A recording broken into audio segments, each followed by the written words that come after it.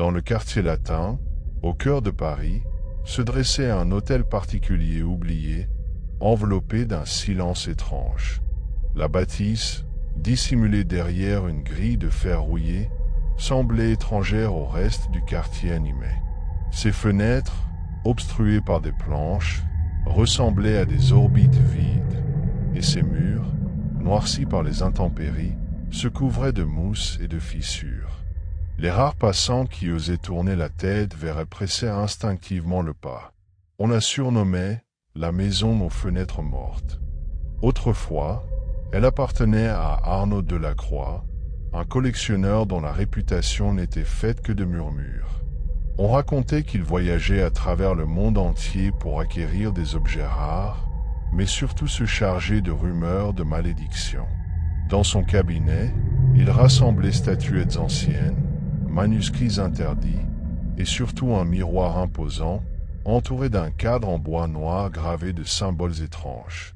Certains domestiques disaient que Delacroix l'observait chaque nuit à la lueur d'une bougie et que parfois son visage disparaissait du reflet pour être remplacé par celui d'inconnu au regard suppliant.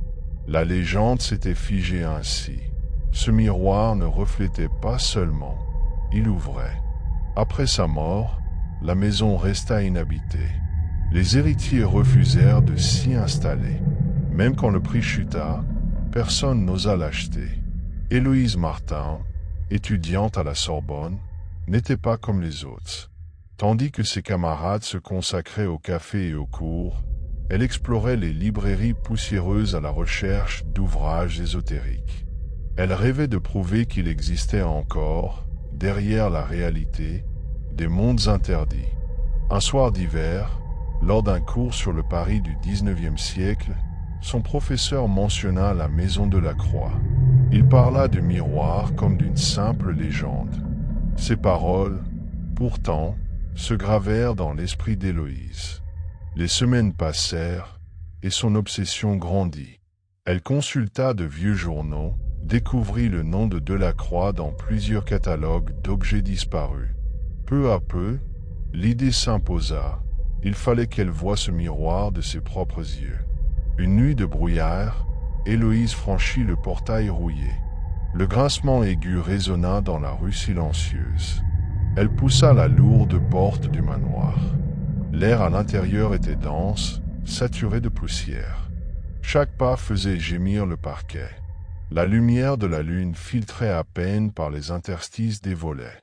Elle monta lentement l'escalier, chaque marche craquant comme une plainte.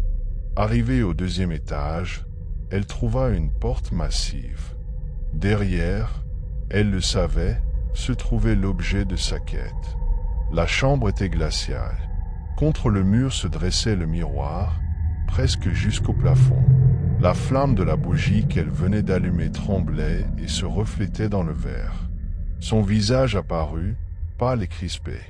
Mais une autre silhouette surgit derrière elle. Une femme, vêtue d'une robe ancienne décolorée, à la peau grise et au visage cadavérique. Ses orbites béantes semblaient aspirer la lumière. La silhouette posa ses doigts contre le verre. Sans réfléchir, Héloïse avança sa main. Sa curiosité, plus forte que la peur, la poussait à franchir l'interdit. Ses doigts traversèrent la surface froide et liquide. La femme saisit brusquement son poignet et tira avec une force inhumaine. La bougie s'éteignit aussitôt. La chambre fut engloutie dans l'obscurité. Au matin, un voisin remarqua le portail entrouvert. La police intervint. À l'intérieur, ils trouvèrent son sac, quelques livres et une bougie encore tiède. Mais Héloïse avait disparu. Les rumeurs envahirent le quartier. On disait qu'elle avait été happée par le miroir.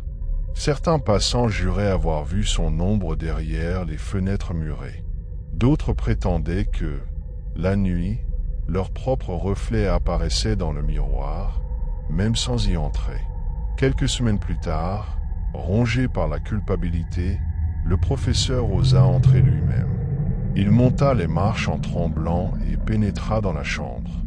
Allumant une bougie, il s'approcha du miroir. Soudain, Une empreinte de main apparut sur la surface.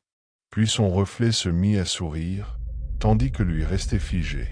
Terrifié, il souffla la flamme et s'enfuit dans la nuit. Depuis ce jour, la maison continue de s'effondrer, pierre après pierre. Mais le miroir demeure intact, comme s'il défiait le temps. Les étudiants en parlent encore, et certains osent approcher du portail. Tous, pourtant, ressentent la même chose en passant devant, la sensation glaciale d'être observé, comme si, derrière le verre, quelqu'un attendait.